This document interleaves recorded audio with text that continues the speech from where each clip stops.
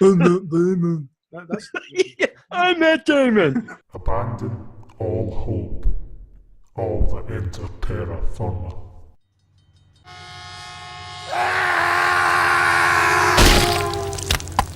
No, why change the way you look if you're not going to learn to act.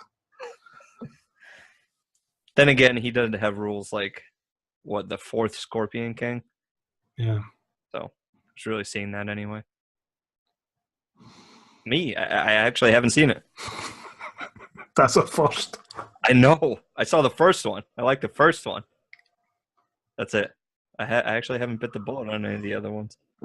I've seen the one with the Hulk in it. Purely Really? because it had him in it. But it's like I've seen 5 minutes of it and went, this is shit. I've been on a roll with bad movies. Oscar season can't come soon enough, so I can put some of those movies in my queue and just sit down and watch a good one. Yeah, it's been a while since I've watched something that I've not seen before. Or felt like I've seen it before while watching it. Right. That's the other thing that's been annoying recently. I get scared that I'm not going to like the Oscar films, even though they're like these great, like Lady Bird. People have been saying it's the best movie ever made, and I'm like, there's only disappointment there if you watch it. Like, you know you're not going to like it like that. That's the thing. Like you're not allowed to express the opinion that you don't like it either. No. Because people say think you're uncultured or something. Right. I think that's just where we live today. Like Seth Meyers was joking about it on his monologue. Like, they wanted a woman here, but they got the closest thing, me. I made the fucking mistake. Was it last year or the year before saying I liked La La Land? I love La La Land. Apparently it's racist. To like La La Land? Yeah. I didn't get the... Because white people being successful in Hollywood's overdone? Or it's because it's jazz, it's not allowed to be a white guy. But they wrote that into the story. That like white guy liking jazz and he's not supposed to be successful. They acknowledged that. Mm-hmm. I was hoping it was going to be the start fucking musical type dance shit like they used to have in the old days coming back. So I thought it'd be fucking hilarious if that's what took over from comic book movies as the new trend. Well, I think we're going to see at least one musical every year getting nod for an Oscar now. Yeah. Like The Greatest Showman, I heard not great things, like mixed reviews, and yet it's still nominated for a bunch of stuff. Yeah, it doesn't... I haven't seen it yet, so I can't compare it to La La Land, but I just feel like... Yeah, if he doesn't like have a moment where he goes on like Logan Berserker mode, it's not really going to be my cup of tea, I don't think. Yeah, I feel like it's just those... I think we might see a lot of those. He's got to have a couple more of those because he did like Prisoners. Did you ever see that? Mm. That was brutal. He has more of those in him. I hope so. Yeah. I need it. No, this is the time of year where like I go on my daily rants about how comedy needs to have its own genre in the Oscars. Because musical or comedy is just a bunch of fucking bullshit because it's just going to be the musicals or a movie that's not a comedy that they throw in there, like The Martian. Yeah, but Matt Damon was funny in it. Put it in the comedy category. You can wipe the floor. Stupid. the only film Matt Damon's funny in is that fucking one done by the folk that make South Park. I'm Matt Damon. Yeah, I'm Matt Damon. Right, Chris, my co-host, loves "Stuck on You." He hates Matt Damon, and that's like his go-to card. Like, why don't you like Matt Damon? He's done a couple good movies. I'll be like, he did "Stuck on You." I'll be like, so did Greg Kinnear, but you don't hate on him. He needed the money. Yeah.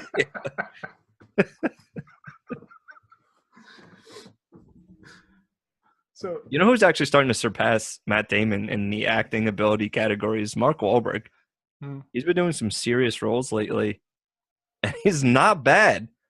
Like Patriots Day, he was actually serious in. He's in that new Ridley Scott movie, All the Money in the World. He's in that too. And then Matt Damon's doing movies where downsizing, where he gets shrunk. Like a dramatic version of Honey, I Shrunk the Kids. Honey, I shrunk our budget.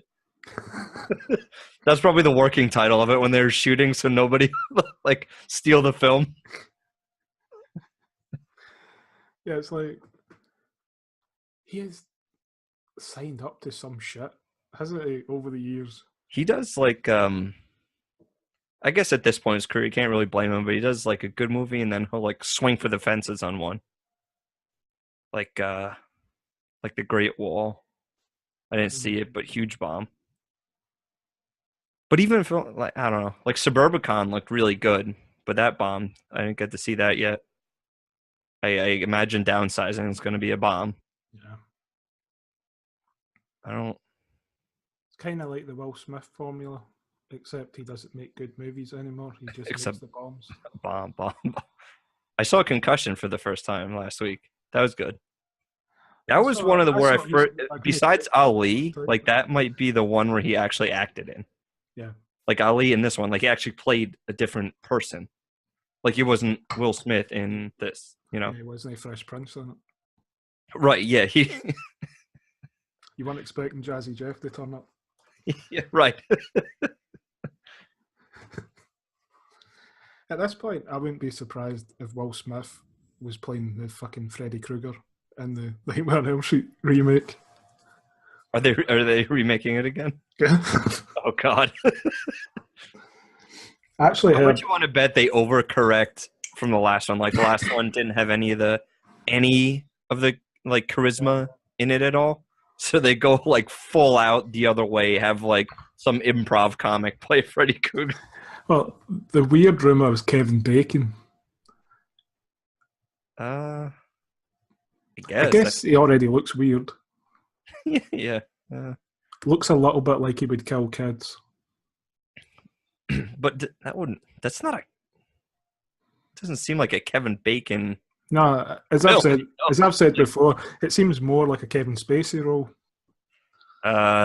Yeah, that might be a little too smart to cast to actually go through.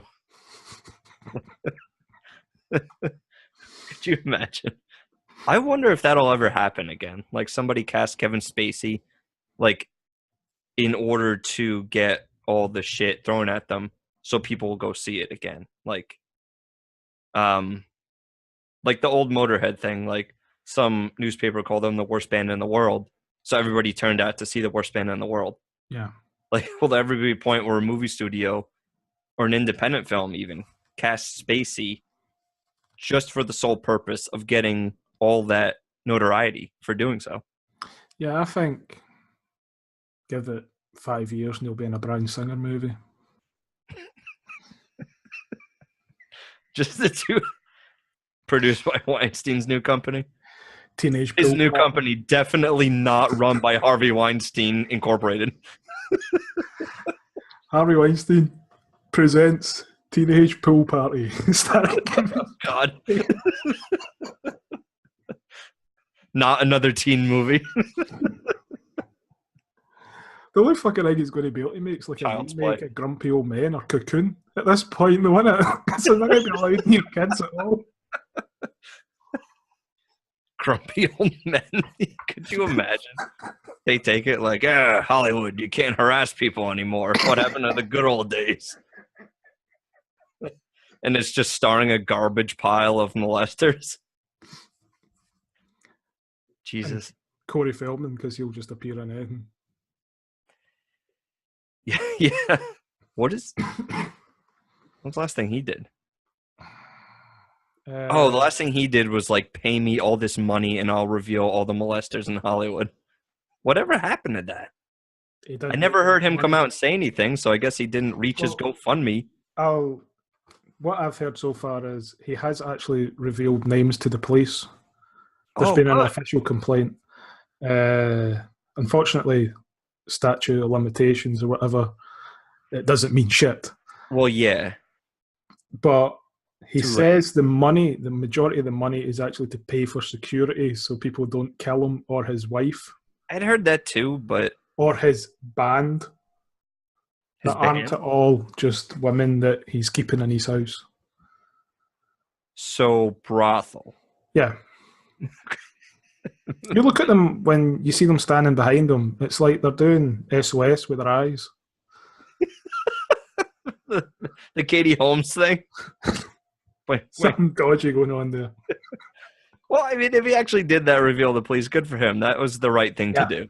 Not just get notoriety for spitting out names. But that's also the way so he stays safe. Mm-hmm. Is keep it, private between him and the law. Good. Good for him. Yeah. I take back everything I said about him. I don't. He's fucking terrible in movies, though, isn't he? As soon as the 80s ended. I had the opportunity to have him on Terror Firma podcast. Did you really? Yeah, I was offered him by his publicist. And you accepted, or? I would love to, but I can't fake it for that long. I actually said it could only be if it was live, and I think they worked out why that was. Yeah. I don't. Some people should be able to do that, and because if they go on a show like that and you're ripping them, but they're able to have comebacks and witty remarks, that would only help them. That would only help their cause. Instead of being like, it's all the same with the big stars today. Like, their publicists coming around with them, like, you asked this question, this question, this question. We don't talk about this, this, or this. Like, if you actually did and you gave honest answers, people might like you more and they might go see your product more. I don't think publicists understand that whole side of things. They're a little too protective sometimes. And I also think publishers should tell their clients that when you're accusing people of being pedophiles, you probably don't want to dress like a very famous one all the time. That's probably a good piece of advice. Slow nod. Ish.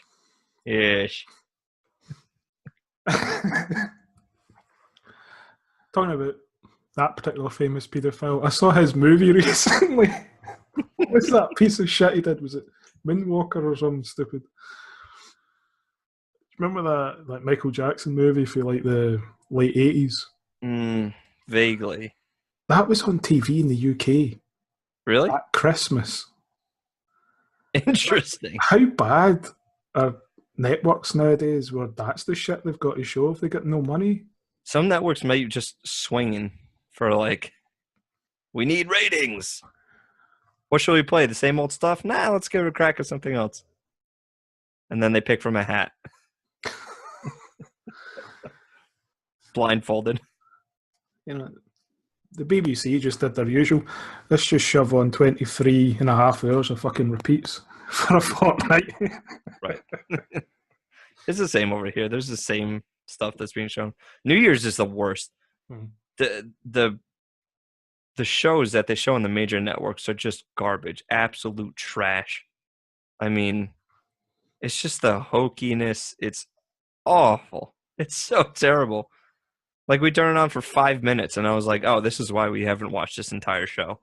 Because it stinks.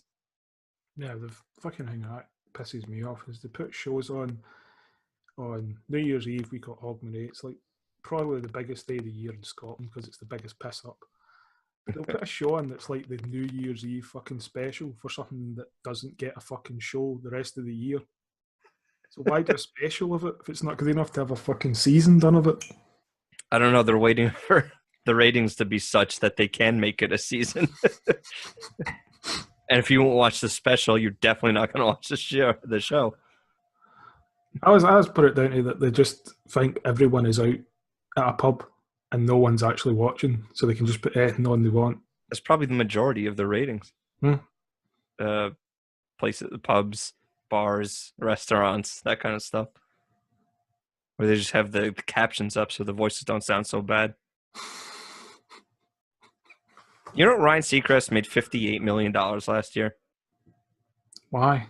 It's just, I'll give him credit for working hard. He does a shit ton of stuff, but there's no personality there. He's just everywhere. He's hosting everything, including radio now, apparently. TV, every show. It's mind-blowing. He just works his way in everything.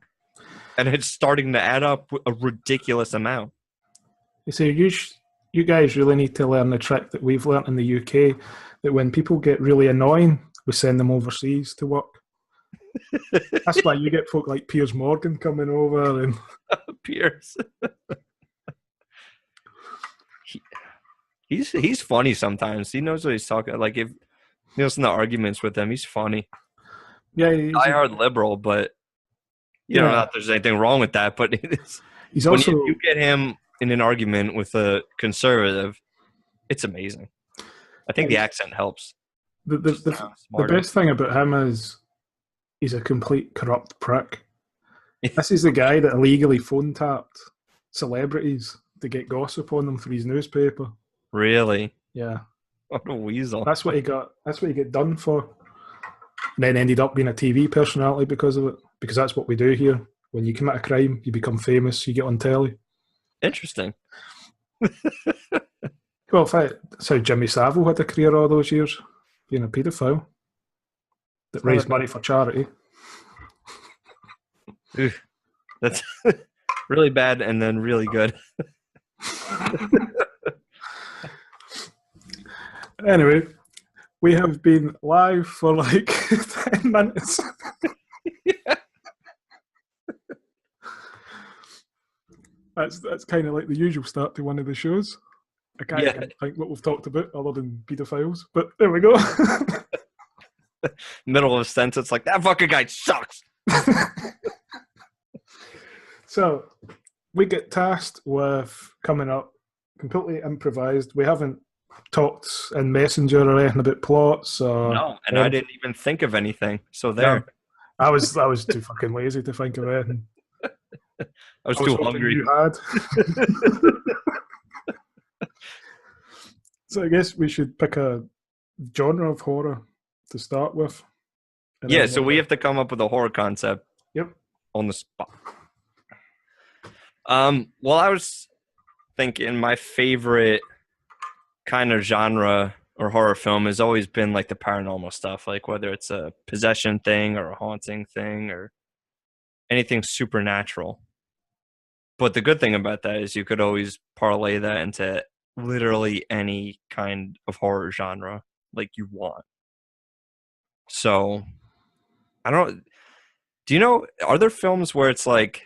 So, in most like demonic possession things, it always starts in a different place when you bring in like a token that was previously owned by this demonic spirit or whatever. Necklace, bracelet. What if it was like a body part? Kellyanne Conway's vagina. Okay. I was going like your heart, but sure, okay.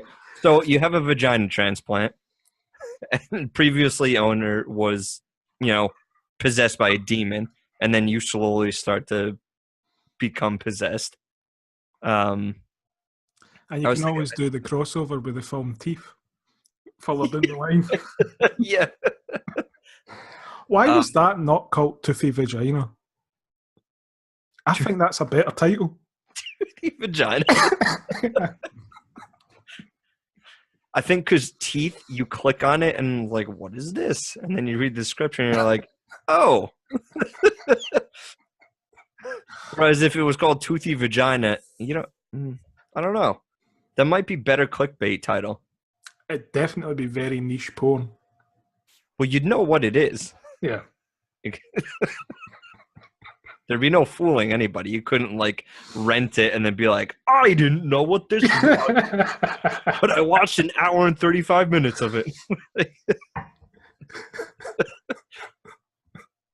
I don't know. I forget. What do you know? Was it the possession of Emily Rose or the exorcism of Emily Rose where they had the court thing? Yeah, the court in the story. I love that part of it. So, what if you did like kind of the other side of that, where in the exorcism of Emily Rose, they brought in her and were like, "Oh, she's speaking voices, she's speaking tongues," and they're basically just like, "She's crazy. There's no spirit thing going on here." What if you did that the other way, like you tried to work that to your favor, so you are actually possessed by a spirit, and then you rob a fucking bank or something, and then you go to court to just preach mental insanity, except you know you're actually possessed, and then you can follow that storyline as it gets worse. And they have to keep showing up to court, and heads are spinning, and she's vomiting buckets, and like, I think the other side of that story could be cool, like taking it the other direction, where instead of trying to prove that you are possessed, you're trying to hide that you're possessed in order to get out of a crime. And then in that, you can throw in all kinds of slasher stuff or other thriller, like suspense things that make me squeal. Like I'm sure the Insidious movie is going to. Yeah. Do you see the thing today? It already made like 5 times its budget, and it's been out for like 2 weeks. Mm-hmm. That's impressive. They're gonna have to keep making them then. Yeah. This is supposed to be the last one. It all depends on who they bring on for the next one as director, because I think this is the last one, definitely, that James Wan's doing. And even actors, like, hasn't the grandmother character been the last like 2? Yeah. Like the star of the last 2. I'll do it. I heard he's possibly getting lined up to do The Exorcist. They're remaking The Exorcist. And William Friedkin is apparently going to produce it. And they were talking about James Wan directing it. I'm not I don't know how I feel about that. No. I think that's one of those films you just don't touch. Mm-hmm. There's plenty of other kinds of stories you can do. Even if you did an offshoot or like another sequel or something. I don't know about remaking a classic like that. The only thing that would get me remotely excited about that was if it was in either a completely off-the-cuff actor that gets attached to it, or like some fucking Oscar bait actor. Playing the girl. Tommy Wiseau. Yeah. Playing himself. Now, like something like fucking Daniel Day-Lewis or something playing the priest, some weird shit like that, I might be like, that sounds interesting. I might go and see that. But and I can see why James Wan would do it, because, you know, if you're a horror director, like that's what you would set your standards at trying to live up to. So why not take on the challenge of trying to make a better version of that movie? A good paycheck. That too, definitely. I want to see a third Conjuring. Has to happen. He said he wants to do one. He wants to do one with werewolves, I think he said. Yeah. Like he wants to hit some of the classic monsters. Well, they had the book. Was it Psycho the Werewolf? Oh, the Stephen King? No, what they call the crazy fuckers that the stories are based on. She thinks she's a psychic and her husband was a demonologist. Those fuckwits. They had some, I can't remember what the name Ed and Lorraine Warren. That's it, yeah. Crazy fuckers. They had a book out where they've investigated a case where they said the guy was possessed by a werewolf demon. So they I didn't know they existed. Demons and werewolves into the same thing to fit their story, because they were all about promoting Christianity. What's a demon werewolf? Like, you would think that would be easier to get. Like, a werewolf with a horn? Just like, tell me your name. No. What if I give you this slab of meat? Okay, Beowulf. Like, it's really easy to like tease a werewolf out. You know? Tell me your name. No. What if I show you this picture of a full moon? Like, oh, you got me. I think the really drawback to doing that one is that's their one case that they know for a fact is bullshit, that they lied on. Oh, really? Yeah. There's enough. No, you couldn't do that in the Conjuring universe, but that would be a very cool film to do, you know. Like, not even as a horror, like it'd have horror elements, but as a thriller or like a drama even. The funny thing is obviously their biggest case was Amityville. They can't make the movie of it. There's been so many done. Because I think, the novel rights are with another studio. Oh. And I don't think they can use the term Amityville horror. because it comes from the original novel. So what the fuck do you call it? You can't say it's a horror in Amityville or anything while you're talking about it in the film. Don't those stained glass windows remind you of a certain house? No, what do you mean? I don't know. You could say a horror took place here. Yeah. They've got to have at least one more high-profile bullshit case, haven't they? Yeah, even like the low profile. Like, I'm sure you could still make like the Conjurings until the cows come home. I probably shouldn't say bullshit so much about what they did because I know the wifey that was the wee girl in The Conjuring. That's based on her family. I know. Oh, right. Yeah. And she listens to my show, so I probably shouldn't say bullshit so much, even though it's bullshit. It's funny. They wrote a book I've had in my Amazon cart for a while. I've been wanting to get. I'm waiting until that drops down to the 99-cent bin, and then I'll purchase. Yeah. So, back to our concept. So I say something paranormal where you explore like the other side of a court case. Yeah. So you're actually possessed. And you're trying to prove you're crazy instead for the legal ramifications. But you might imagine that would prove difficult. Yeah. And you can have, when the case isn't going too well, the demon starts like freaking the fuck out the jury when they're on their way back to the hotel or whatever. They see like fucking weird shadow shit going on, and right. So then they jury members start getting killed off or whatever. No, I'm fine. I swear. I've got family members that talk like that. Especially around the holidays. Yeah. Especially when they're on meth. I think that could be pretty cool. Because you could go a lot of different ways with that. You could almost do, like if you wanted to, you could go like Blade with it, where like you take medication or there's some kind of therapy, like demonologist therapy, where you can suppress a possession. Yeah. You could make a whole like world with that. School for suppressing demons. Yeah. Infomercials. Are you possessed? Does your head spin all the way around? Is your face completely green and you're talking in satanic Latin? Come on down. I wrote a script about 4 or 5 years ago, and it was about a journalist interviewing a guy on death row who had originally claimed he was possessed and then was like saying he wasn't, and the guy was like pure Charles Manson, telling you wacky shit, and then you find out it's lies, and then he fucking tells you something else.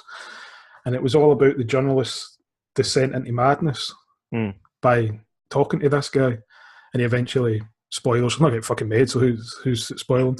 He eventually hangs himself in the guy's cell when the guy is getting electrocuted in the chair.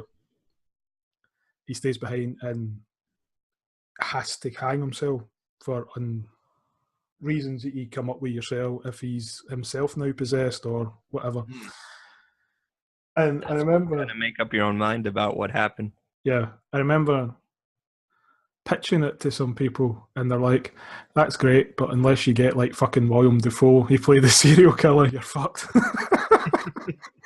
Which is what everyone would say about any script. Attach a name, we'll talk. Nicolas Cage. Yeah, they'll be like, okay, any other name?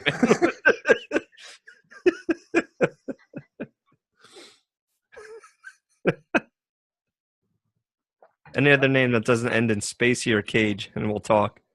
I'd like to see Nicolas Cage play himself in a movie. Do you think that would just be the final nail in the coffin for him going insane? I don't know. Like him trying to act as himself, like he would be like, what do I like? I don't know, what do I like? And then it'd just be like, and he snaps and just... If he just fucking played himself like this normal guy. Like he sees himself just being this normal guy that's fucking calm and perfectly sane. So, okay, one of two things will happen there. That'll either be the final nail in the coffin where he goes completely insane or that'll be what fixes him. Yeah, I don't think there's anything that's going to fix. And then he becomes a 9-to-5 accountant or something. Yeah. Oh yes, I was an actor. That was a phase. I can't actually remember the last film he did that was good.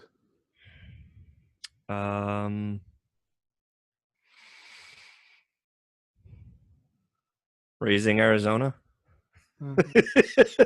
Check. There's a very good chance he was very touchy, handsy, however you want to put it, with female co-stars without them wanting him to be, but they're now too embarrassed to admit it because his career is so shit. Kicking a man while he's down. Yeah, it's like you wouldn't ever come out and go, "Oh, Kevin Sorbo was handsy during the filming of Hercules." Now, because like, who the fuck's Kevin Sorbo? Do you know what I mean? Yeah, I mean, I don't know if Nicolas Cage is ever a great actor. Some of his films are good enough to pass. Like, the Guilty Pleasure movie. I love Con Air. I know it's a piece of shit. I love it. Gone in 60 Seconds is the same kind of like over the top hokey action movie. Yeah. National Treasure. All those are kind of just not good. He's not good, but they're passable, enjoyable, even. The Rock's fun. The Rock, yeah, The Rock is good. Knowing that every take of Nicolas Cage looking at Sean Connery with the camera behind Sean Connery's telling me fuck himself. Really? They didn't get along on that? I gotta go back and watch. So that was him. He would actually have to act. Well, yeah. Wow, interesting. Did Sean Connery get along with anybody? No. No. Ever? His wife? Ever? Nobody? No. Especially not.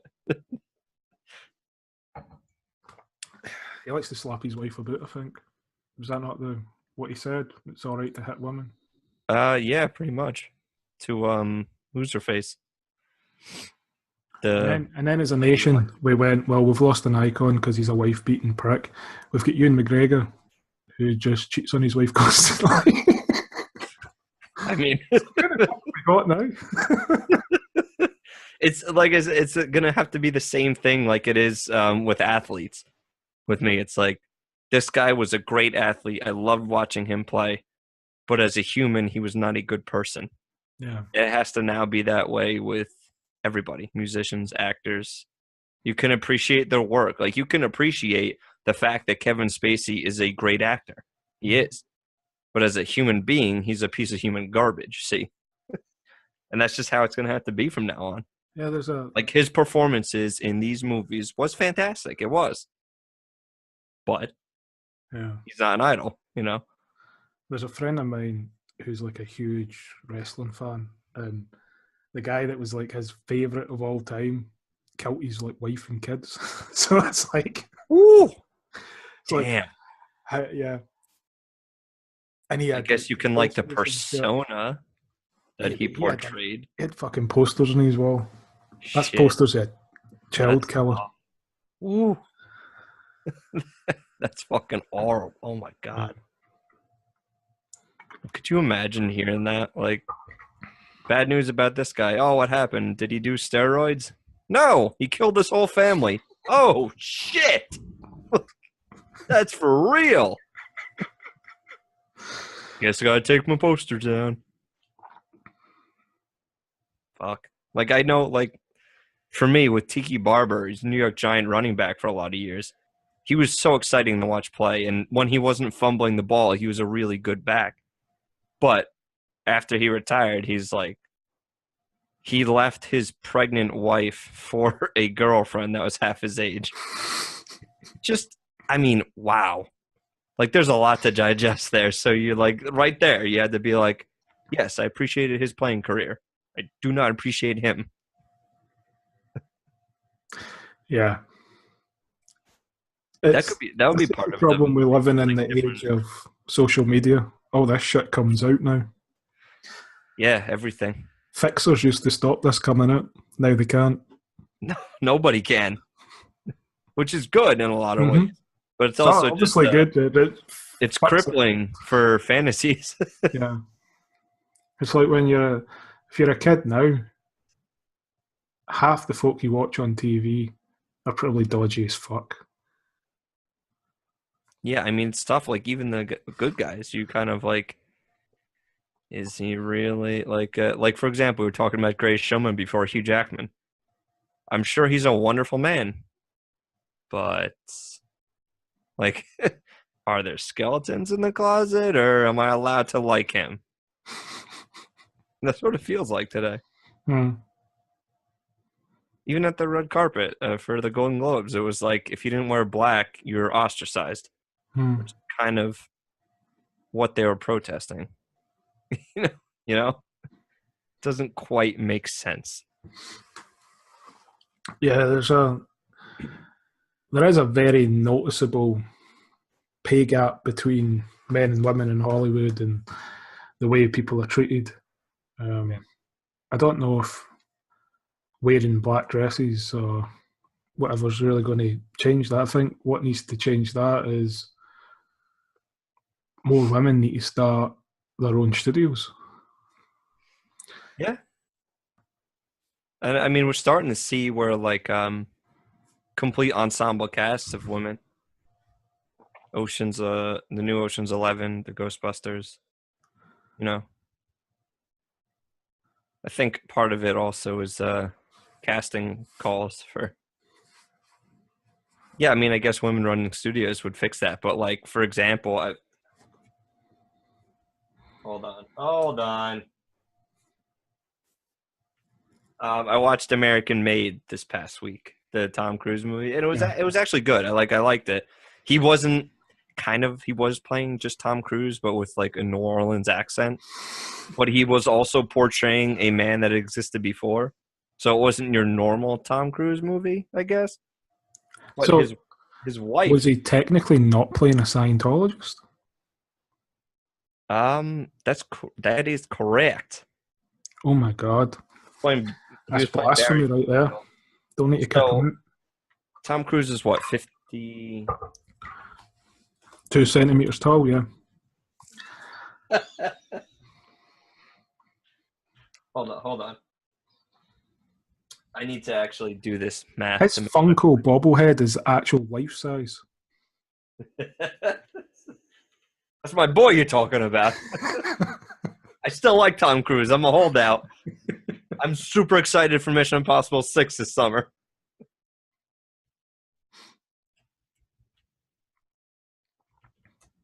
Okay, so Tom Cruise is 55 years old, right? Mm-hmm. So his wife in American Made is played by Sarah Wright, and she's 34 years old. For example, how about you grab an actress that's between the ages of 50 and 55? Yeah. That'll help things along. So their careers aren't cut so short because of how they look, which is bullshit. Because all the other normal social implications of that aside, it takes you out of the film sometimes. Mm-hmm. It's like old man walks into a room and there's this stunning 30-year-old on the bed like, hey, honey, hubby, what? It's like films and you've got like Kevin James and he's like married to like a supermodel in it and you're like, what the fuck? Yeah, what the fuck? Like, I'm funny, what the fuck? Like, that's not real. So like in this American Made, he's playing like this drug runner basically for the CIA. Like a real story, based on a real story, kind of a gritty movie.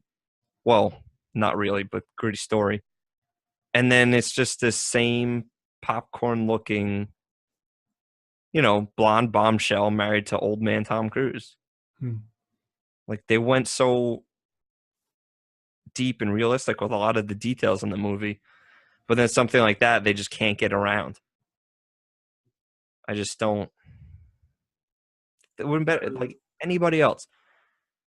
There is very few actresses over 45 that are still A-list.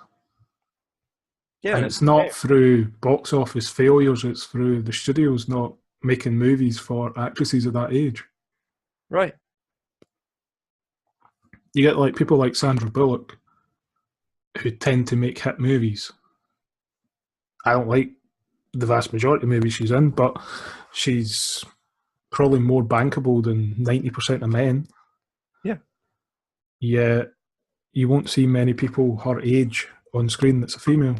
Right. But you'll see, like, freaking Arnold Schwarzenegger, who had, like, what, 15, 18 years of being, like, nothing, can come back and, like, he's in movies and his wife's played by, like, a 22-year-old, and you're like, what the fuck?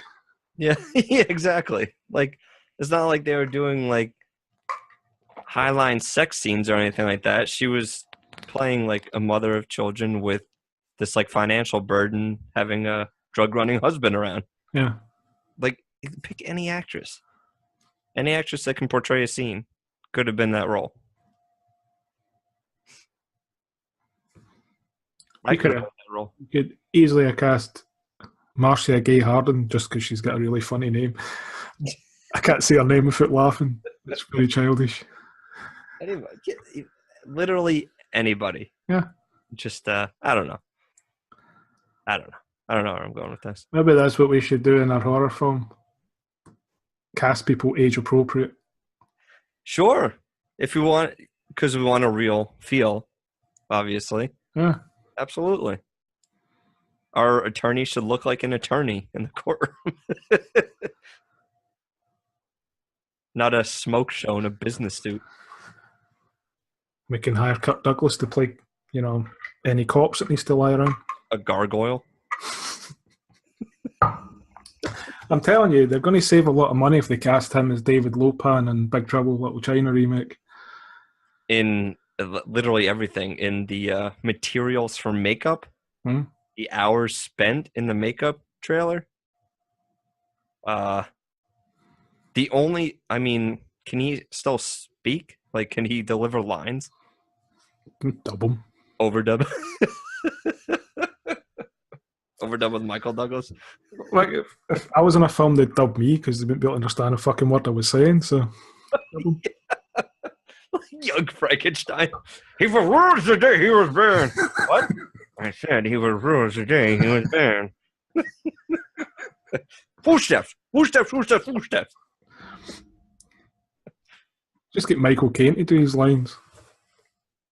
I'm so tired of Michael Caine. Yeah, he phones in every performance anyway. Just get me phoning in the lines. yeah, exactly. Oh, Michael Caine talked like this, and everybody's like, "Yeah, Michael Caine." I'm tired of Michael Caine. I'm tired of Michael Caine, and I'm tired of Morgan Freeman. Just enough already. Yeah, it's one of those being in far too many movies in a short period of time. It's just overkill. Because they've appeared... not good. Like, literally just a paycheck for his voice kind of thing.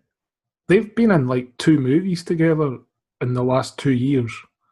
I believe it. You're like, what the fuck? You know what I want to see back is Jack Nicholson. He needs to come out of retirement and do something. I would have said... I would watch him in a rom-com now. Yeah. I would have said Gene Hackman, but I think he's dead. I might be wrong, but I'm not sure. Gene Hackman's alive. I don't know. Don't do this to me. I panicked when I said Gene. I was like, he's probably dead. I'd like to see Gene Hackman. Yeah, we went off. Yeah, dig him up. He's alive. He's alive. He's 87. Tomorrow, Gene Hackman dies. Son of a bitch. I'd say I'd book him on the show, but I've got a nasty habit of people I've booked to come on my show have died. I think it's so they don't have to come on the show.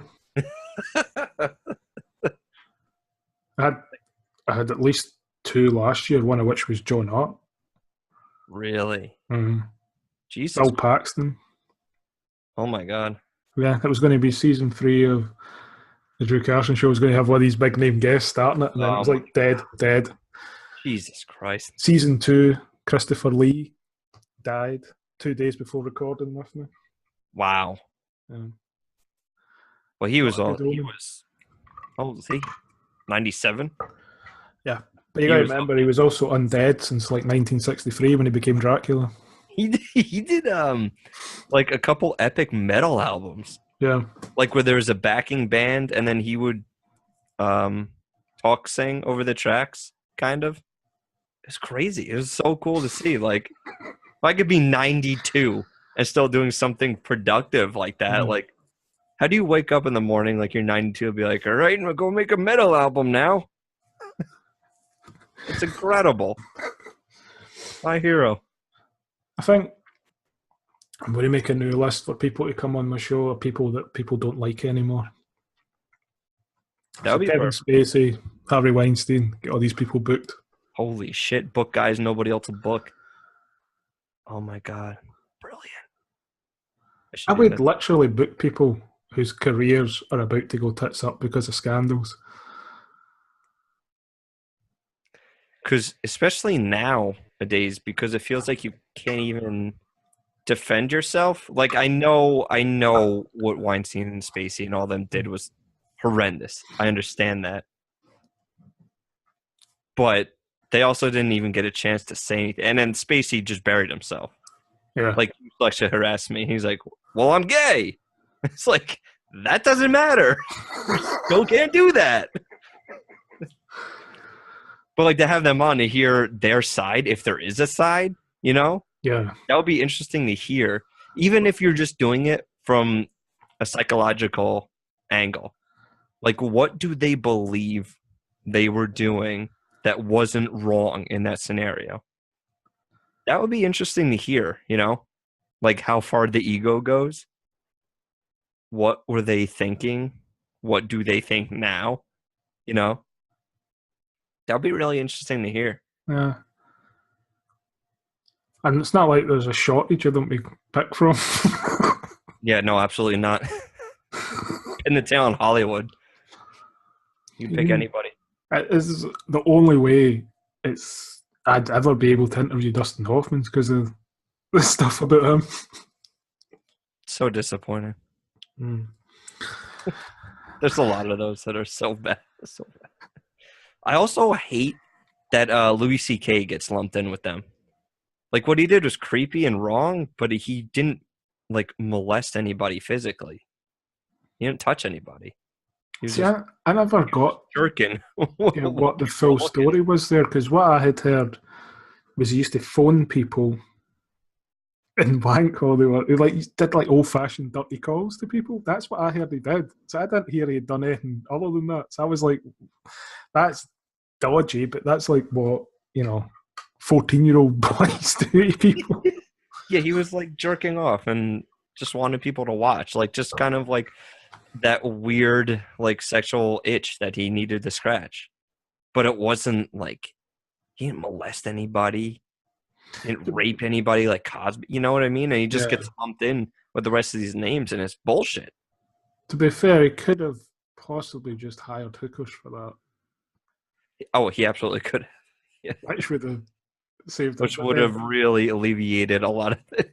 Which is basically the answer for most of these people. But you know what? I bet today you could still have a hooker come out and be like, they did something that they didn't pay for, and people would be like, how dare you? I could guarantee that. Like, what do you do for a living? I get paid to fuck people. Oh, but they touched you here? Yeah. That's just what it is today. Mm. I can't wait to look back in this period of time when it's done. Or when it's morphed into something else. I can't wait for when the film that wins Best Oscar for Best Movie is going to be made by the Hallmark Channel. They can't. I mean, the storylines are all the same. You ready? Bossy business lady who doesn't have time for romance accidentally falls in love with a construction worker who just lost his job. Construction worker played by Mario Lopez. Yeah. All like former child stars or something like that. Just in the leading role. That's every single one of those movies. I don't know. I don't have time to love. Shut up. Look, that's the movie we should have wrote. The next Hallmark. Demons being like, what do you think? I always want to just harm people? No, I want to love. But being a loving demon doesn't pay the checks, doesn't pay the bills. I got to scare to get paid.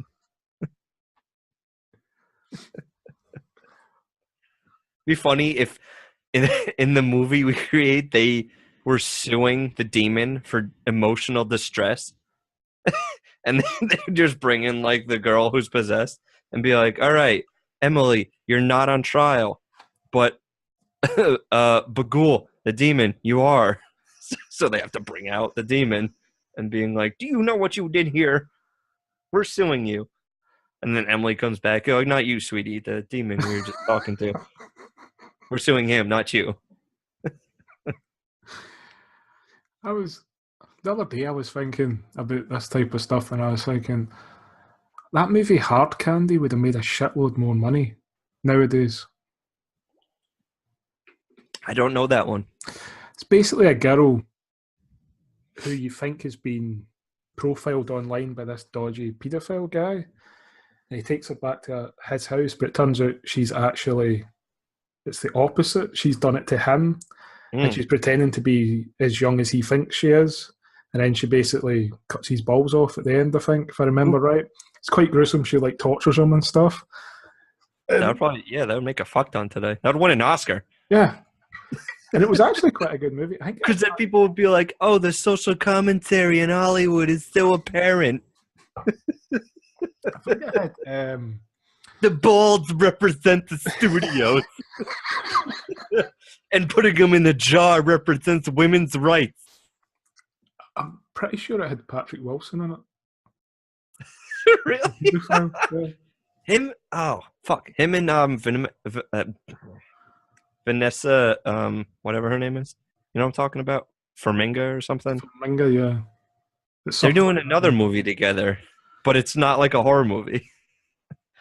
I'm just thinking how weird that must be.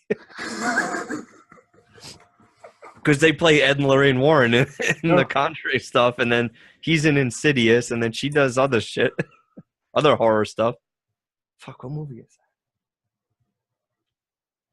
That would be like David Duchovny and Gillian Anderson making a movie that actually had some substance to it and plot instead of the X-Files.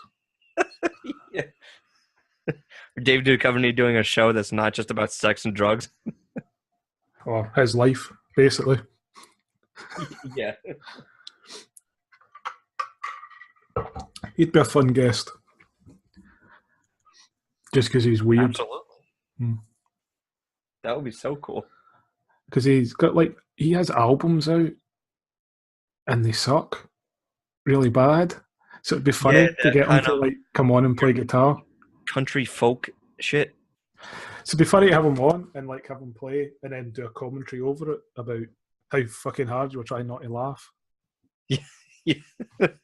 This is a serious song. Right.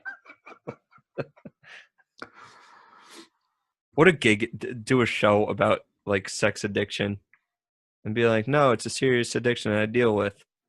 And then, but still just diving into it in the show. More tits. Won't that upset your addiction? Nope. I'm good. I'm healed now. The movie I was talking about was The Commuter, that new Liam Neeson movie. They're both in it. Jesus.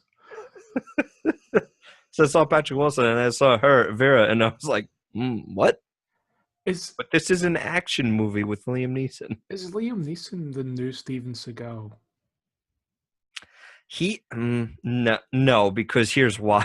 Liam Neeson's in much better shape and does have the ability to be a great actor. Here's the thing. Is he the Steven Seagal of 1989? When he was still making movies. He's won an Oscar. He's got the acting chops. But he's also been in some shit with terrible names. Absolutely. The Commuter. What? That's box office gold right there, that name. Run All Night. Yeah. That sounds like an 80s ballad. Run All Night. Yeah, I don't know.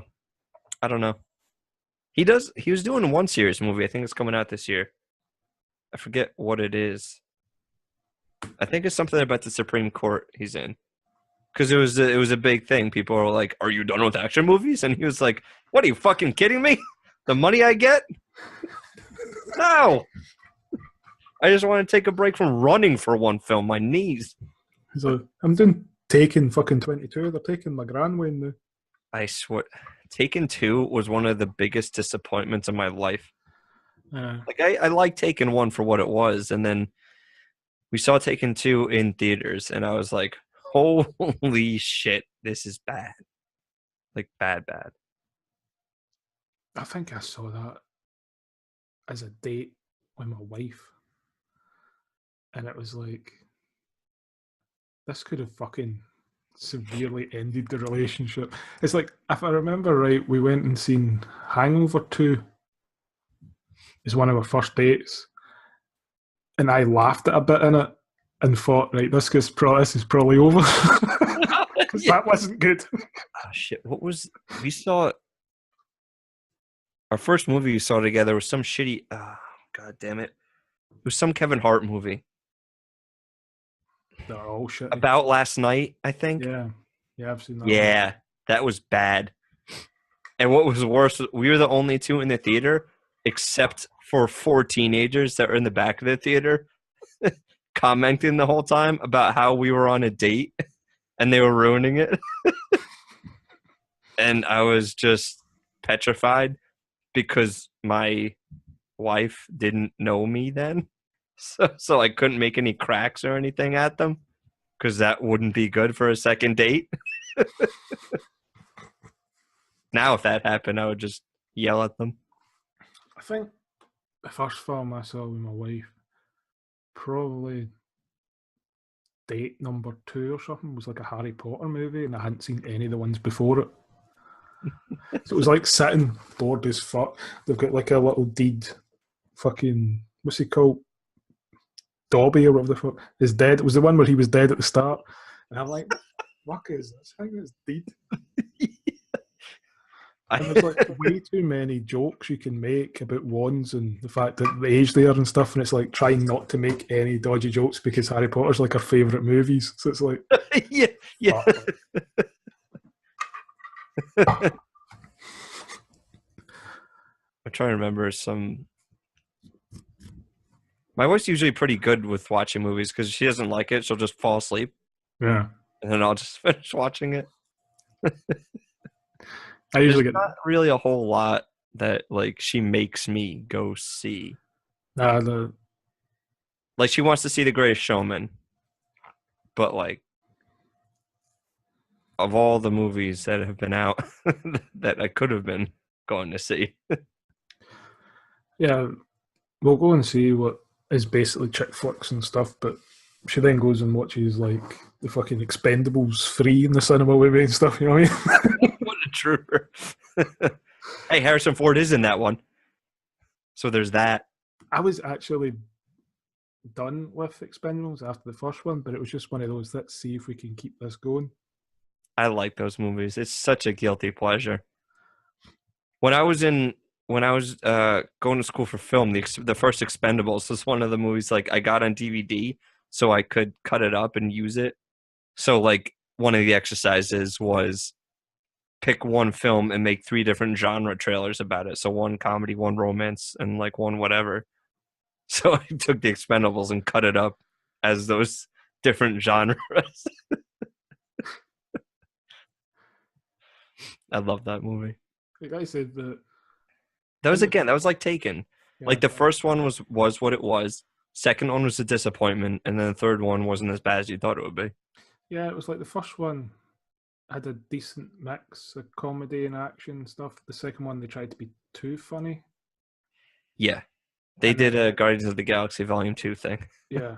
And then the third one, they had Mel Gibson as the baddie. Which was the same kind of like concept. Like the first one, I remember Stallone talking about it, where he was like, there's this one pivotal scene where we need somebody to portray real emotion. So who better to get to do that than an actual trained actor? So they got Mickey Rourke to do the scene. Didn't have anything like that in the second one. And then in the third one, they were like, all right, we need a real bad guy who can speak, not Jean-Claude Van Damme. So they got Mel Gibson to do it, who could actually portray like a bad guy. Yeah. And then Schwarzenegger was in that one, and Harrison Ford, and everybody else. The best thing about the second one is the fact Scott Adkins is in it. because he does a good fight scene. That's it. It's like they went, we're going to give Van Damme to Stallone, so we know that fight scene's going to be shit because Stallone can barely stand up. Right. So let's have Scott Adkins fight Jet Li and Dolph Lundgren at the same time. Yeah, that's right. I still like. I give Stallone so much credit for the first one. He was like making it for Expendables almost killed me because he wrote it, he directed it, he produced it, and he starred in it. And then in the one fight scene with Stone Cold, he literally broke his back on the stunt. Like, holy fuck! Talk about a production that takes years off your life. I think that was that. This is probably controversial, but I think that was the flaw to the second one. He wasn't directing it anymore. Yeah. That always happens. Like, there's a different feel of whatever is portrayed. You could argue the same thing about Star Wars, how, like, whether you liked it or not, it was a different tone because it's a different director. Yeah. Tough thing to do in a trilogy. Have all the different voices trying to make the same film. I can think of one trilogy that could have done with a new director by the third one. Only one? I was thinking The Godfather. I was going to say. I love the first two, but the third one. The Hobbit could use a different voice. I absolutely can't stand the Lord of the Rings movies. Any of them. See, they were good for the time, but now that Game of Thrones is a thing, the Lord of the Rings trilogy is really kind of just very, very much in the fantasy world. Where Game of Thrones took that mythos and then made it extremely sexual, extremely violent, and extremely well done. So watching Lord of the Rings now is kind of like, For me, Lord of the Rings is like and the slow. road. It's a lot of walking, and I It don't is. walk anywhere. Dude, we watched, oh my God. It wasn't that long ago. I watched the extended version of the first Lord of the Rings movie. 4 hours. Oh my God. It was fucking awful. I can't believe Peter Jackson took this and was like, here's my movie. And they're like, you have to cut this in half, dude. And he was like, what? It's great. It wasn't great. It was so slow. Like, oh my God. Oh. Why is that fucker not made a horror film in ages? Well, he's doing it's another trilogy. Mortal Engines, I think it's called. I still don't know what it's about, but it looked cool. Yeah. I saw a teaser for it. That was it. It was like big cities and machines fighting or something. I don't know. It's like all these filmmakers that got their start in horror go and do fucking mainstream movies now and then never go back. Sam Raimi. Like Guillermo del Toro started to distance himself from horror stuff. Yeah, I wish he would go back because he's really cool with his visuals. Like, it's one thing to do creepy horror films. It's another thing to make them, I don't know, like look beautiful and scare the piss out of you. Yeah. But Crimson Peak was good like that. But like Mama, terrifying. But I guess it's good if you're like that successful and you're that artistic of a person to do like The Shape of Water and like branch out a little bit. You know, there'll be down the road, there'll be a film he makes as a horror film and he'll go like, back to my roots. Do that. And then everybody will go see it and it's not back to his roots. No. I think there's a lot of people that are holding out for like a Pan's Labyrinth Part 2 or something, but there's a lot of his films you should never make a sequel to. But he did for Pacific Rim, which I thought was weird. That seems like the one that you wouldn't go back and do a sequel for. Because like that was such a diamond in the rough, kind of like much better than literally anybody anticipated. Like to go back and do that again, like I just feel like this one's going to be a huge flop. Because it's just set up to fail. Yeah. Like when the first one's so good and so surprisingly good, a sequel to a surprisingly good film now has expectation, now will fail. And unlike the first one, the actors in it aren't the actors of the moment. You know, like Charlie, what the fuck he's called, isn't coming Charlie off Day. Sons of Anarchy fucking fame. You're talking about Charlie, the other Charlie. Yeah. You know, Idris Elba isn't the actor he was back then, right? Now, because he's made some shit movies. Yeah, it's unfortunate. Yeah. Well, really just mainly one shit movie in Dark Tower. Yeah. That really hurt. Mm. That hurt his, I don't know if it hurt his career, but it certainly is a speed bump. So you've not got the star power you had going in, because those people were thinking that was going to be the next two big leading actors. Right. You got them in one film, and now that's two actors. Yeah, now you have John Boyega. Television. John Boyega in the second one. I don't know who he's paired with at all. I know Charlie Day is back as the mad scientist guy who makes jokes. You do get the horrible feeling it could be Independence Day 2 all over again. I expected that to be awful, and it wasn't awful. I mean, the first one's not a great film. It's just entertaining. Yeah. So when they had the second out, I was like, oh, fuck, I don't want to see that. And then, you know me, eventually I was like, okay. And it wasn't that bad. No. It's funny. That was one of the ones Jeff Goldblum did, and he never does sequels. Yeah. Except now, because he did Independence Day and he's doing Jurassic World. Again, needs the money. Yeah, maybe. Yeah.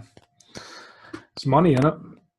I'm sure there is. You'd probably get paid $20 million to see. Maybe got like a certain amount of picture deal with someone, and he's just running them off. You know what? I think it's money, because didn't he do a commercial for IBM also recently? Possibly. Or Intel. A lot of biggish name people from Hollywood come and do adverts in the UK because they think no one's ever going to see them. Which I think's hilarious. Not no more. Not with the internet. Sylvester Stallone did an advert for bread. For bread? Yeah. Google that shit. It's like a really terrible advert. Really? Like recently? I think he was wearing his outfit from Expendables in the advert, so it might be from when that came out. So 30 years into his career, he doesn't need the money. Schwarzenegger did one for a whiskey company, which is funny because I don't think he ever drinks. Really? Yeah, I think he's teetotal. Huh. So you would think, would you not want an alcoholic to be like your face of your alcohol company? Right. Mel Gibson. And then have him talk. Just bleep everything. Yeah. That's the best ad for a whiskey. Get the guy totally trashed. Be like, see? It's irresistible. And the small print at the bottom will not make you a racist. That is your own fault. Anti-Semitism is you, not our whiskey. So, I think we covered a vague plot for a film somewhere in there. Yeah, absolutely. I think we have I like the concept of taking the court thing the other way. Yeah. I think that would be cool to do. It might not be strictly horror because you could have a lot of different elements in that. But absolutely can make it scary. And then, yeah, absolutely. If you wanted to create a universe, this is how you start. Yep. And then you tie it in with Toothy Vagina. Yeah, absolutely. Get the guys who made Teeth, get them another film. What's that? A prequel, an origin story. That fucking Larry the Cable Guy, what the fuck he's called, from Tooth Fairy 2. Oh my god. Wait, wasn't that The Rock? He did the sequel. That guy, that shitty comedian. Oh my god, you're right. There's a funny story behind that because there was about 5 other wrestlers turned down the sequel because the WWE was going to finance it. But all the wrestlers were like, nope. That's surprising. I don't think any of the wrestlers would say no to anything like that. Well, they should. To a lot of what they do. I mean, well, yeah. If they're gonna be an actor, then yeah. I just think for self-respect, you shouldn't make a movie that's got WWE Studios written on it. Has any of them been good? But if you're a former wrestler, then you have ties to Vince McMahon. Like, how do you say no and then show up to work where Vince McMahon's like, "What did you do? Turn me down"? I don't know. I guess it depends how well off you are if you don't need to work again. Basically. That was when I was sick. So I was sick for like a week and a half. I don't know, like when you're sick, do you watch documentaries a lot? Yeah. I think it's something with like I couldn't mentally dive into anything to focus on. So I just needed people shouting information at me the screen. So one of them I watched was like the resurrection of Jake the Snake on Netflix. I've never really watched wrestling. I never really paid attention to it, but I'm still just like, okay. And I watched it and I'm just learning these people's names, like kind of recognizing them and watching it. But a guy like that, like if he got the Tooth Fairy 2, I can guarantee he would take it. So to WWE Studios, if you want to make a shitty series, just cast former wrestlers that need the money. Yeah. And they'll never say no. Cast all the ones that had drug problems. Yeah, which is all of them. All of them, yeah. The only problem is a lot of them are dead. Yeah. They like die when they're like 40. I'm not saying that as a joke. I'm just stating the fact. No, it's a combination of like the lifestyle they've lived, the size they become, like guys that are 6'8", 6'10", and they end up just putting on weight that's like proportionate to their size, which is huge. And then all the painkillers they always took, all the Toradol and all those drugs transforming into street drugs when they're out of the company. And then alcohol, and it all adds up. And the highs you must get from performing in front of that crowd, that size, and then nothing because you're like sitting in your fucking apartment that's a piece of shit apartment because you've spent all your money. Yeah. Yeah, it's got to be hard to come down from. That was the one they showed of like Jake the Snake, like whenever I guess late 80s when he was huge, like performing in front of this arena. And then the last match he did when he was still like fucked up on drugs and alcohol, it was in front of 12 people maybe. It was like they showed him, they said he had done 17 mini bottles of vodka and then gone out. Jesus. And he basically just collapsed on the mat. And the one guy came out, and all he had to do was his finishing move, and it would have like saved the match. And he couldn't even stand up. And he was probably like late 50s, I think. Like it was a good documentary. Like he's dangerously close to dying, and he's back and healthy. I like those ones with folk that are so fat they've got to take a wall of their house out to get them out of the house. Dude, Jim Norton did a bit on this years ago, but this lady in Florida got melded to her couch. Like it was a leather couch in Florida. So if you sit on that for 20 minutes, like your skin's going to peel off the couch. She sat on the couch for 6 years. Like literally became one with the couch. And then she died in surgery because it was so like brutal to, I guess, complete that procedure. Just unbelievable to me. I saw. So yeah, they had to take her house out to get her there. I shouldn't laugh. I saw this one on a show that they were talking about, and it was the person drowned because the winch they took them out the house on snapped and dropped them in a pool, and they couldn't get them out the pool because they weighed so much, and they drowned in the pool. Oh, Jesus Christ. Yeah. How much did they weigh? It was something like... winch broke and they couldn't... They were something... Oh. I can't remember.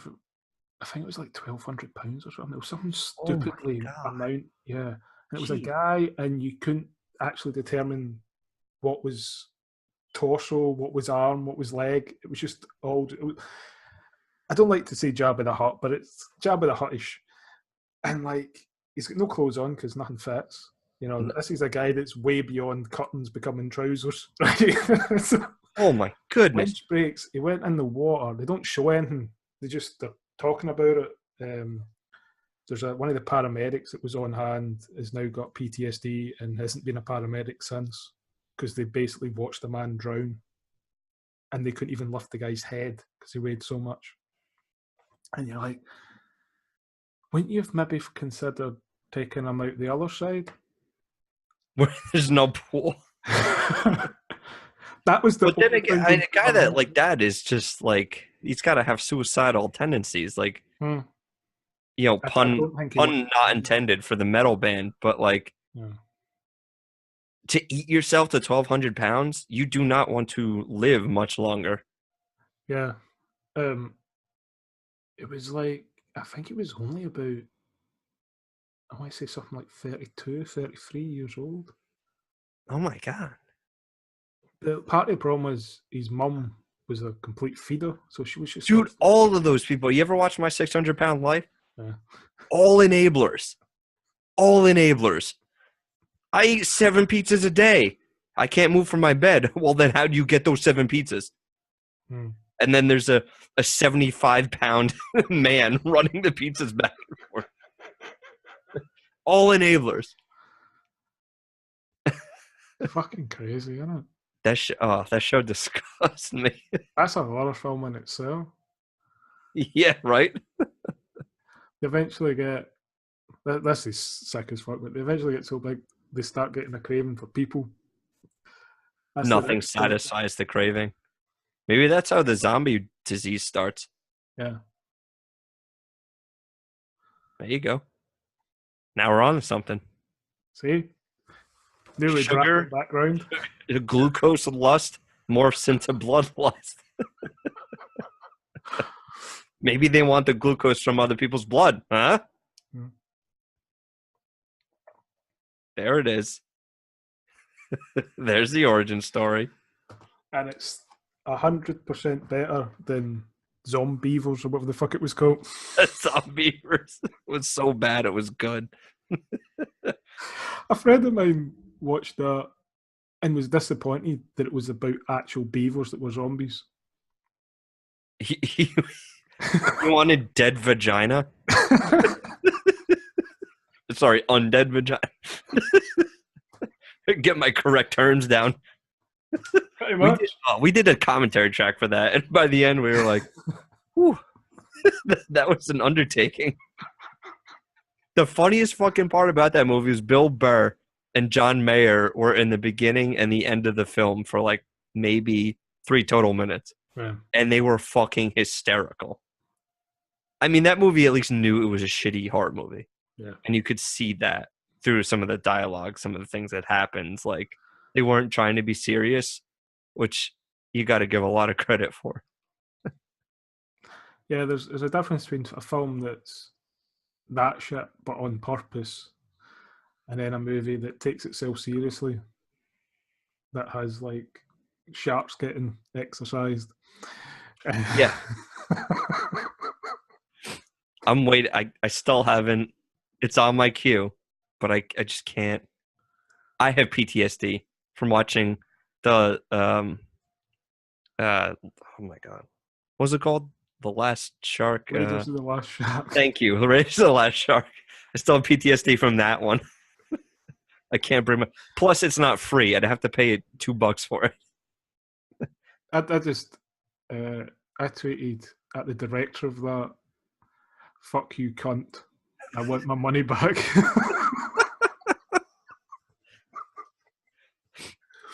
I blocked so much of that out of my memory by this point. It was so bad. Have you seen the rip-off of Sharknado, but it's got bees? Bees in a tornado. No. Yeah, avoid that one. That doesn't make any sense, though, because bees already fly. Yeah. It would have to be something that grounds the bees or something. And they're not even like special bees. They're just bees that sting you like regular bees do. So they're not even like the killer bees from Africa that were supposed to devour us all? Just yellow jackets in the storm? This is annoying. I hope it goes away soon.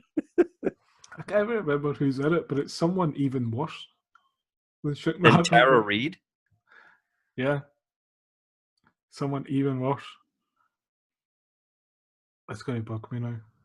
I don't... It's Do you like- know what is it called? Bee Nader?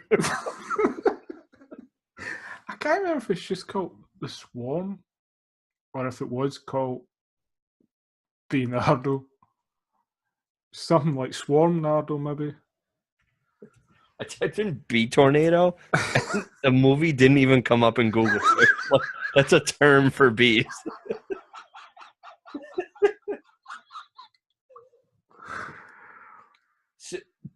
Tsunami. That's it. Jesus Christ. I watched that. It's so fucking bad. Tsunami. Holy fuck. I'm looking at screenshot. Oh, Jesus Christ. Who's in this film? We could literally make this movie on our PCs right now because that's the budget they had. Right. What? Just sit there and go, oh no. It would look more professional if it was bees on string with the special effects. Or just getting like dead bees and just throwing them at the actors. Oh no. That's not even the thing about Sharknado was like sharks don't fly, so we need something that makes them fly. That's just bees flying out. What fucking pitch room was that? Where it was like, what's the next thing that doesn't fly that we're going to make fly for a new spin-off of Sharknado? And some guy's like, bees! And they're like, great idea! And then somebody's like, excuse me, bees fly already? And the director's like, you get the fuck out of my office. There's a guy that I'm friends with on Facebook. Well, I don't think I've ever interacted with him. I just laugh at his shit. But he is making a movie, and it's called something stupid like Flying Shark versus Giant. Is it Octopus? Something like that. And you're like, isn't that already I don't sci-fi know. movie? This is what he's posted. I don't know if it's Octopus or if it's, I can't remember. It was something fucking stupid. And he has like literally mentioning like names of people that are going to be in it. And you're like, that guy's not in it. That guy's never going to be in it. I'm pretty sure that's already a sci-fi. The Megalodon versus like, whatever. But it's like, this is a guy going, I'm getting David Hasselhoff. And you're like, you probably could get David Hasselhoff because David Hasselhoff needs money. If you pitch it like this is the next Sharknado, you'll make money for years on this, so you probably do it. He will turn up in his Baywatch costume. In fact, that is the only way that movie makes money, is if he turns up in his Baywatch costume and goes out to rescue people getting attacked by the giant octopus with his little red fucking thing. Flotation device. Yeah. In fact, it'd only make money if he's now wearing Pamela Anderson's outfit. I was going to say it'd be funny if they did a spin-off where David Hasselhoff runs around rescuing people from getting Hep C from Pamela Anderson. Like ripping them away from the beach. Like, no, don't be fooled by the slow motion tits that don't bounce because they're all fake. They just stay.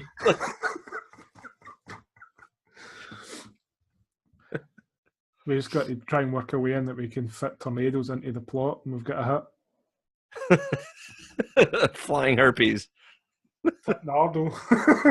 Titnardo. There you go. So we've got Titnardo. Is there a porn spin-off of Sharknado yet? It's bound to be, isn't there? Probably in Japan there is. We get Titnardo, we've got Toothy Vagina. We've got a lot of hit movies here. Toothy vagina, because you say like a toothy smile or something like that. It sounds goofy. So it's not even like scary. It's just like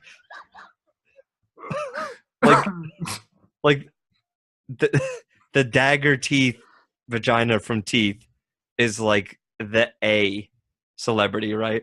And then you have Toothy Vagina, who's the stupid cousin who comes plodding along. Like, yeah, I could fuck up people too. It was teeth like, and they're just like, no, you can't. Yeah, just gnaw on it. It's like, I don't know if I like it or it hurts or it doesn't. I can't decide. Like, oh, you're in for it now. Toothy Vagina. Rawr, rawr, rawr. That's fucking voice by Ray Romano.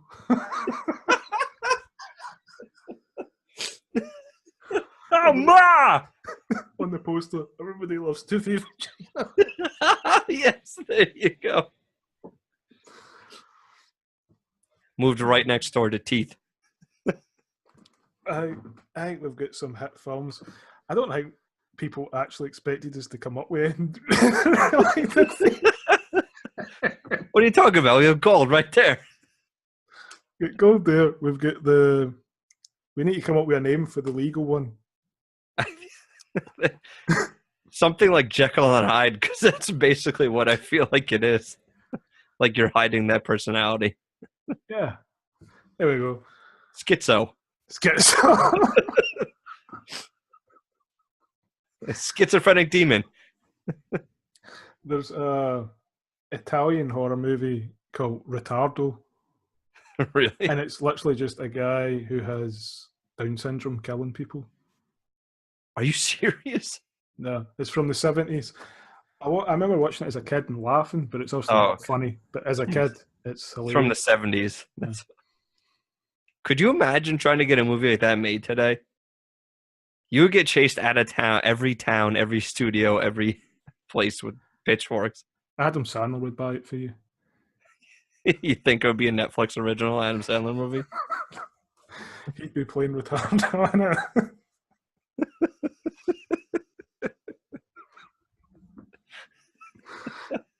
With a wee guy going, you can do it. Oh, yeah. Fuck, what's his name? Rob something. Schneider, yeah. David Spade, because it's the only way he makes money. He's been in Adam Sandler movies now. Oh, we should have Rob Schneider in Toothy Vagina. You can do it! Bite his fucking dick off! It could be a poster. That could be one of the posters, like a collectibles. Collect the whole set. First one, Rob Schneider. Let's be honest, it could be a hit as long as we can keep away Kevin Hart and The Rock. Could you imagine? That's when I draw the line. We could play, but it's not having The Rock in it. We could play reverse psychology with them. Be like, no studios want it, and you know what? Quite frankly, we don't want you guys in it. And they'll be like, what? We're doing it! And then it makes $200 million on a $200,000 budget. Brilliant! Could you imagine? Toothy Vagina, voiced by Kevin Hart. I'm gonna gnaw his dick off! Let's be honest, he's not very big.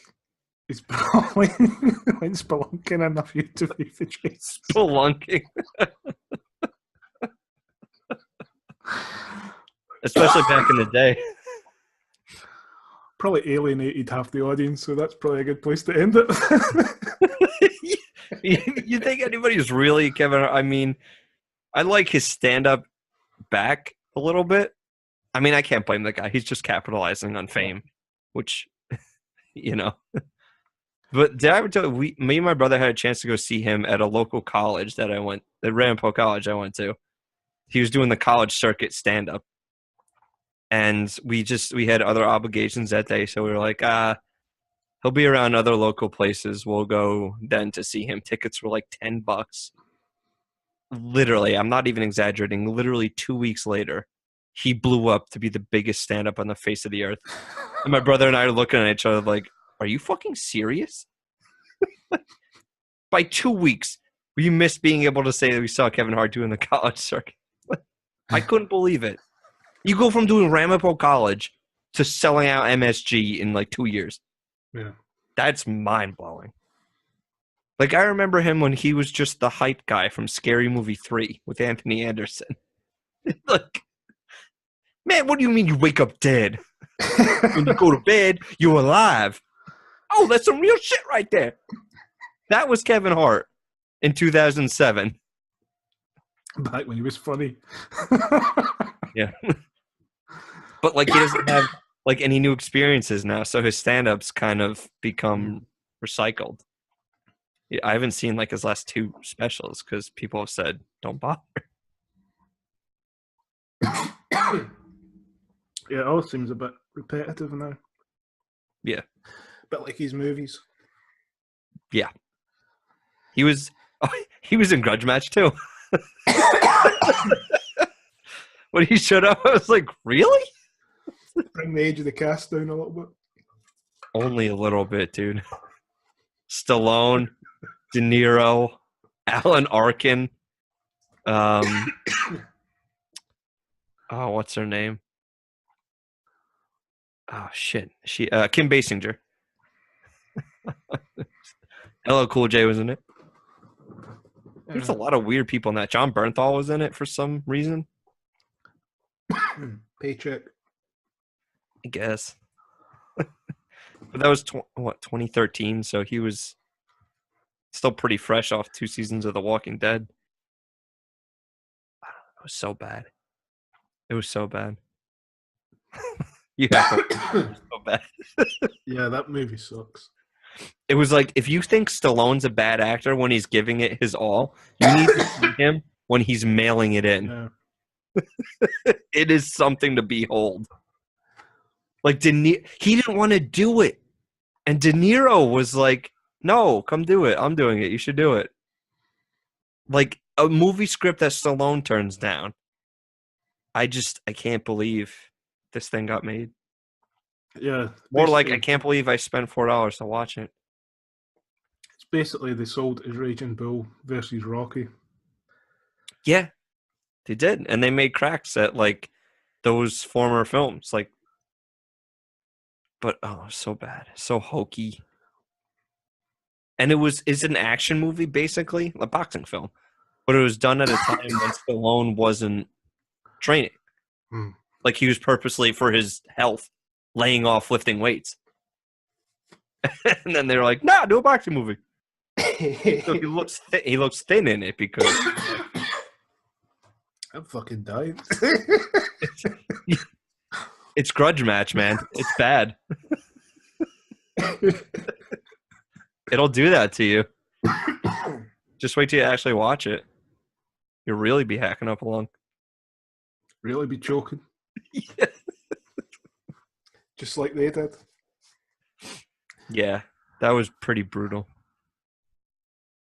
I don't know why I thought that would be a good idea. I knew it would be bad. I didn't know it would be quite that bad. It's almost as bad as the concept for Creed 2 having him fighting Dolph Lundgren. Yeah. I still haven't seen the first one. So who's fighting Dolph Lundgren? Stallone or the kid? Michael B. Jordan. Really? Fighting Dolph Lundgren or his son? Dolph Lundgren. What? That's so weird. Like, I just don't understand that concept. Like, they probably tried to make it Stallone, and then he was like, nah, I did Grudge Match. You're not going to do that to me again. And they were like, okay. Then we'll just have Dolph fight the kid. I don't get it. No, that movie's going to bomb. Yeah. On that cheery note, I think I'll wrap up. On that note, because Drew's dying, I'm Sandwich, and this is the Terror Firma podcast. Yep, I'm Drew. And fuck you, you cunt.